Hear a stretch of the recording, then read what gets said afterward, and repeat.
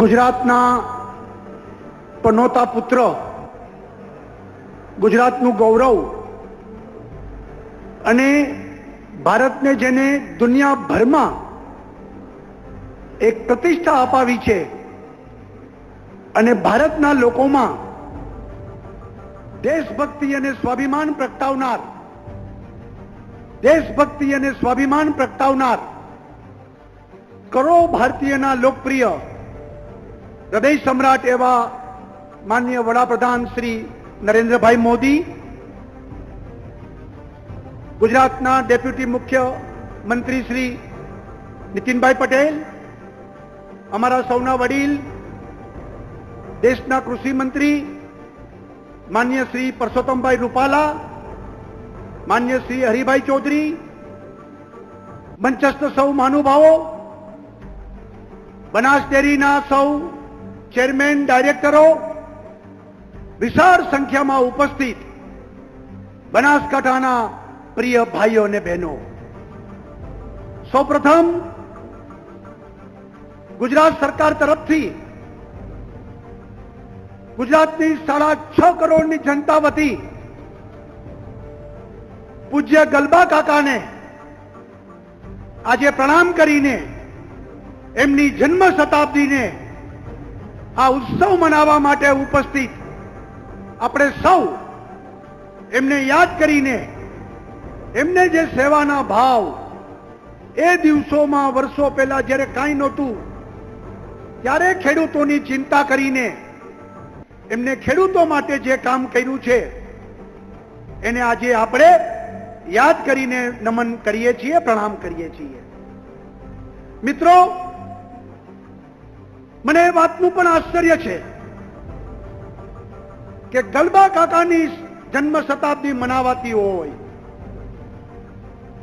ગલબા કાકા તો કોંગ્રેસમાં હતા, છતાં સરકાર બનાસ ડેરી એમને યાદ કરીને આજે એમની જન્મ શતાબ્દી મનાવતી હોય તો કોંગ્રેસને પેટમાં શેનું દુખે છે સમજાતું નથી.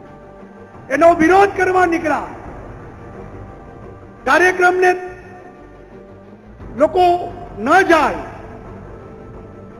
અને ખેડૂતોનું ઉત્થાન ન થાય એના માટે વિરોધ કરવા નીકળ્યા. આ કોંગ્રેસની માનસિકતા છતી થઈ છે અને પ્રજાએ એને ઓળખી લેવાની પણ જરૂર છે. મિત્રો, ઘણા સમયથી કોંગ્રેસની આ માનસિકતા દેખાઈ આવે છે. જ્યારે વર્ષોથી યુપીએના શાસનમાં અવારનવાર આતંકવાદીઓના હુમલા થતા હતા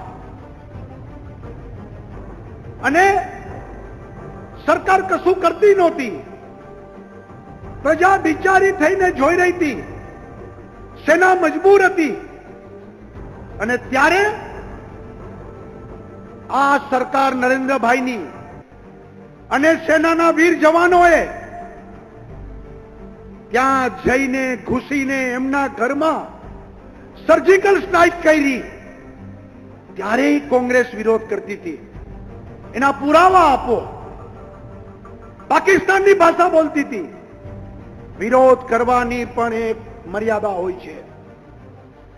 દેશના હિતમાં લેવાયેલા નિર્ણયના પણ વિરોધ કરવા, એમાંય રાજનીતિ કરવી આ શોભતું નથી. આ તો સારું થયું કે આ બધા લોકો રામ રાવણ વખતમાં નહોતા, નકર રાવણનો વધ કરીને અયોધ્યા પાછા આવ્યા તો એનું ડેથ સર્ટિફિકેટ માગત કે તમે ખરેખર રાવણને માર્યો છે કે એની ખાતરી શું? આ પ્રકારની માનસિકતાથી આ દેશમાં વિરોધ પક્ષ ચાલી રહ્યો છે, એને પણ સમજી લેવાની જરૂર છે. અને એવી રીતે જ નોટબંધીનો નિર્ણય એ તો 56ની છાતી વાળા માણસ જ કરી શકે. કારણ કે કાળા નાણાંને દૂર કરવાનો નિર્ણય છે અને એ તો ફકીર માણસ કે જેને કશું લેવા દેવાનું ન હોય, જેની આગળ પાછળ કશું ન હોય અને માત્ર ગરીબ પ્રજાના હિતમાં જ કરી શકે. અને કાળું નાણું ડામવા માટેનો નિર્ણય છે, એનોય વિરોધ કરવો. કોંગ્રેસ સમજાવે લોકોને કે ભાઈ તમે શેના માટે વિરોધ કરો છો, શું કરો છો. પ્રજા એમની સાથે નથી. આજે દેશની પ્રજા નરેન્દ્રભાઈના આ કાળા નિર્ણયને રોકવાની, કાળા નાણાંના નિર્ણયને આવકારે છે અને પ્રજા આજે નરેન્દ્રભાઈની સાથે છે, નરેન્દ્રભાઈમાં ભરોસો છે. મિત્રો, બનાસકાંઠા જિલ્લાના ખેડૂતોને પણ અભિનંદન આપવા આવ્યો છું. બનાસ ડેરીના લોકોને પણ અભિનંદન આપું છું કે ખરા અર્થમાં ખેડૂતને ઉપયોગી થવા માટે આજે બનાસ ડેરી અલગ અલગ પ્રોજેક્ટો દ્વારા પશુપાલકો, બહેનોની દૂધ મંડળીઓ, એમનું દૂધ એમના પૂરતા ભાવ મળે, મૂલ્ય વૃદ્ધિ થાય અને એ માટે અલગ અલગ પ્લાન્ટોના આજે વડાપ્રધાનના હાથે જ્યારે લોકાર્પણ થવાનું હોય ત્યારે મને આશા છે કે આવનારા દિવસોમાં બનાસકાંઠા એ ગુજરાતનો સૌથી મોટો સમૃદ્ધ જિલ્લો એ બનાસકાંઠા બનશે. એમાં કોઈ શંકાનું સ્થાન નથી. કારણ કે ડ્રીપ ઇરિગેશનમાં બનાસકાંઠા આજે નંબર 1 છે. બટેટાના ઉત્પાદનમાં નંબર 1 છે. દાળમના ઉત્પાદનમાં આજે શ્રેષ્ઠ જિલ્લા તરીકે બનાસકાંઠા કામ કરી રહ્યું છે અને મગફળીના ઉત્પાદનમાં પણ આજે બનાસકાંઠાએ નામ કાઢ્યું છે. આપણે જાણીએ છીએ કે ભૂતકાળમાં આપણા મુખ્યમંત્રી નરેન્દ્રભાઈ હતા. એમના વિઝનને કારણે, એમના પ્રયત્નને કારણે, એમના કર્તૃત્વને અને એમના મહેનતને કારણે આજે નર્મદાના પાણી બનાસકાંઠામાં તાલુકે તાલુકે પહોંચાડીને નરેન્દ્રભાઈએ જે રણવાળો વિસ્તાર હતો એને હરિયાળો કર્યો છે અને એનો લાભ આજે બનાસકાંઠાના ખેડૂતોને ખૂબ લાભ થયો છે. બનાસકાંઠામાં 2900 ચેકડેમ બન્યા. ઓછામાં ઓછા 760 તળાવોને ઊંડા કરીને બનાસકાંઠાની જમીનનું વોટર ટેબલ આપણે ઊંચું લાવ્યા છીએ. બનાસકાંઠામાં દાડમમાં 18 હેક્ટર જમીન હતી, એમાંથી 5000 હેક્ટરમાં વાવેતર શરૂ કર્યું છે અને ઉત્પાદન એ 11 ટન પ્રતિ હેક્ટર એ વધારીને રાજ્યમાં સૌથી પ્રથમ આ બનાસકાંઠા જિલ્લો છે. બટેટાના વાવેતરમાં પણ આજે બનાસકાંઠા એ ટેકનોલોજીનો ઉપયોગ કરીને બનાસકાંઠામાંથી આ બટેટાની મેકડોનાલ્ડ્સમાં એની ચિપ્સ થાય, એની ફ્રાય ફ્રેન્ચી એ લોકોમાં વેચાય અને બનાસકાંઠાના ખેડૂતોને વધુ પૈસા મળે એ માટે પ્રયત્ન કરી રહ્યા છીએ. આવનારા દિવસોમાં 400 કરોડનું ઇન્વેસ્ટમેન્ટ નાબાર્ડના મારફતે બનાસ ડેરી કરી રહ્યું છે. આ ગુજરાત સરકાર તરફથી 7.5% ઇન્ટરેસ્ટ, એના માટે સરકાર દર વર્ષે 30 કરોડ રૂપિયા, એમ 5 વર્ષમાં 150 કરોડ રૂપિયાની વ્યાજની સહાયતા ગુજરાત સરકાર આપીને બનાસકાંઠાના ખેડૂતોને એનો લાભ મળે અને એની ચીજોનું મૂલ્ય વૃદ્ધિ થાય એ માટે પણ નિર્ણય કર્યો છે.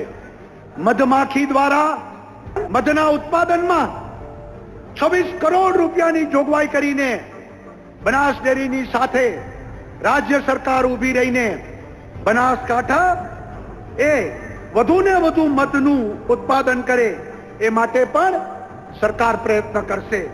મિત્રો, આવનારા દિવસોમાં બનાસકાંઠામાં કાંકરેજમાં થરા વિસ્તારમાં જે સરકાર દ્વારા જે કાંકરેજની ગાયની ઓલાદનું સંવર્ધન થાય એટલા માટે સરકાર એમની ત્યાં ઉછેર કેન્દ્રની જમીન આજે એમયુ કરીને બનાસકાંઠાને આપી રહી છે અને એ ઉછેરની જમીન એમાં બનાસકાંઠા અને પશુપાલન વિભાગ સાથે મળીને કાંકરેજની ગાયો એની ઓલાદનું સંવર્ધન કરીને વધુ ને વધુ સારી ગાયો સારું દૂધ આપતી થાય એ માટે પ્રયત્ન કરી રહી છે અને આપણે આગળ વધીશું. હું એમ માનું છું કે બનાસકાંઠા માટેનો આજનો દિવસ એ સોનાનો દિવસ છે.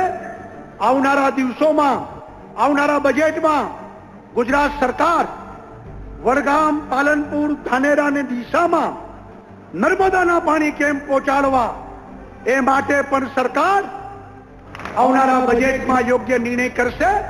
મિત્રો, ગુજરાતમાં સરકાર ખેડૂતો માટે સિંચાઈ, પાણી, ખાતર, બિયારણ, એના સંવર્ધન માટે વાડ, એમના મૂલ્યો, એમના પાકની ઉપજ, એના પૂરતા ભાવ, આ બધાની ચિંતા સરકાર કરી રહી છે. ત્યારે બનાસકાંઠાના ખેડૂત વડાપ્રધાન નરેન્દ્રભાઈની જે ઈચ્છા છે કે એમની ખેતીની આવક 5 વર્ષમાં બમણી થાય, એ દિશામાં રાજ્ય સરકાર ખેડૂતોની સાથે છે.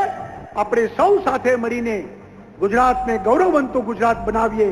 ગુજરાતનો ખેડૂત એ સુખી સમૃદ્ધ ખેડૂત બનીએ, એ જ અપેક્ષા. સૌનો આભાર. ભારત માતા કી જય. વંદે માતરમ. સૌનો આભાર. ભારત માતા કી જય. વંદે માતરમ.